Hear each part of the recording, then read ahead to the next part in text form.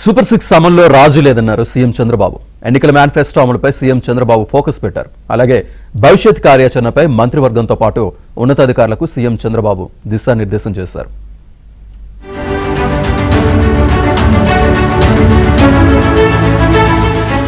నోటి వెంట మాట వచ్చిందంటే ఆ మాట నిలబెట్టుకోవాలి.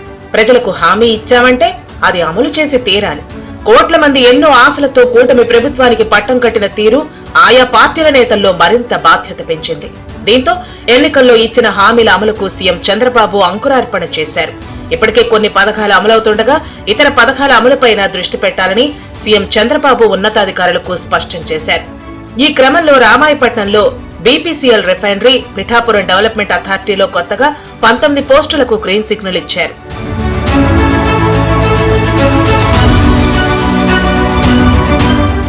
రెవెన్యూ సదస్సులు జరుగుతున్న తీరుతెన్నులు, జలవనరులు, ఆర్థిక ఇబ్బందులపై సుదీర్ఘ చర్చ జరిగింది. రెవెన్యూ సమస్యల పరిష్కారం కోసం రెవెన్యూ, ఫైనాన్స్, పరిశ్రమలు, మున్సిపల్ శాఖల మంత్రులతో ఉపసంఘం ఏర్పాటుకు నిర్ణయించారు.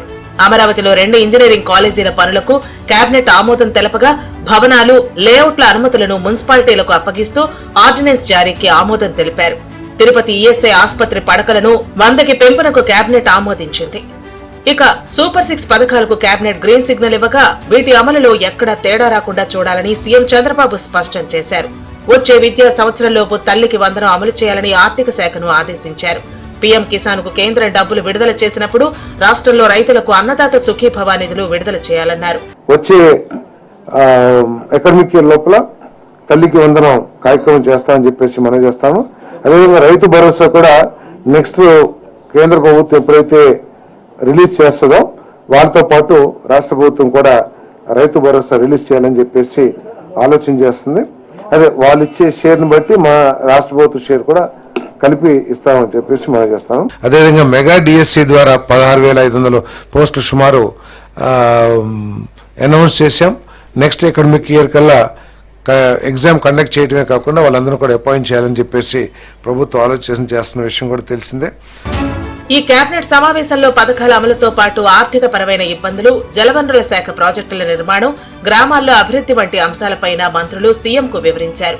అయితే ప్రాధాన్యత క్రమంలోనే పనులు పూర్తి చేద్దామని చంద్రబాబు వారికి స్పష్టం చేశారు.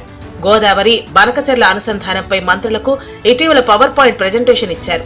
కొత్త ప్రాజెక్టు నిర్మాణం, నిధుల సమీకరణపై చర్చ జరిగింది. కుప్పం, చిత్తూరుకు అదనంగా నీరు ఇచ్చేందుకు చిత్రావతి బ్యాలెన్సింగ్ రిజర్వాయర్, యోగి వేమన నుంచి హంద్రనీవా లింక్ ద్వారా ఇచ్చే అంశాన్ని పరిశీలించాలని నిర్ణయించారు. ఇదే సమయంలో రాష్ట్రంలో భారీ వర్షపాతం వలన వచ్చిన నీటిని మంత్రి నిమ్మల రామానాయుడు అధికారుల కృషి వలన 85% రిజర్వాయర్లు నిండాయని చంద్రబాబు ప్రత్యేకంగా ప్రస్తావించారు. పట్టిసీమ వల్ల రాయలసీమకు ప్రత్యక్షంగా, పరోక్షంగా జరిగిన లబ్ధిపై ఆర్థిక శాఖ మంత్రి పయ్యావుల కేశవ్ ఈ కేబినెట్ సమావేశంలో వివరించారు. బకాయిలు ఎన్ని ఉన్నాయని డిప్యూటీ సీఎం పవన్ కళ్యాణ్ ఆరా తీయగా 1,30,000 కోట్లకు పైగా బకాయిలు ఉన్నాయని పయ్యావుల కేశవ్ తెలిపారు. ఆ తర్వాత రాష్ట్ర ఆర్థిక ఇబ్బందులపై ఫైనాన్స్ శాఖ ప్రజెంటేషన్ ఇవ్వగా మంత్రులందరూ ఆసక్తిగా తిలకించారు. ఎన్ని ఆర్థిక ఇబ్బందులు ఉన్నా ఎన్నికల్లో ఇచ్చిన హామీ మేరకు అన్ని పథకాలు అమలు చేసి తీరుదామని, ప్రణాళికాబద్దంగా ముందుకు వెళదామని ముఖ్యమంత్రి చంద్రబాబు చెప్పారు. ఈ కేబినెట్ సమావేశంలో చంద్రబాబు చాలా స్పష్టంగా తన అభిప్రాయాలను, ఆలోచనలను మంత్రులతో పంచుకున్నారు. అధికారులు, మంత్రులు సమన్వయంతో పనిచేయాలన్నారు.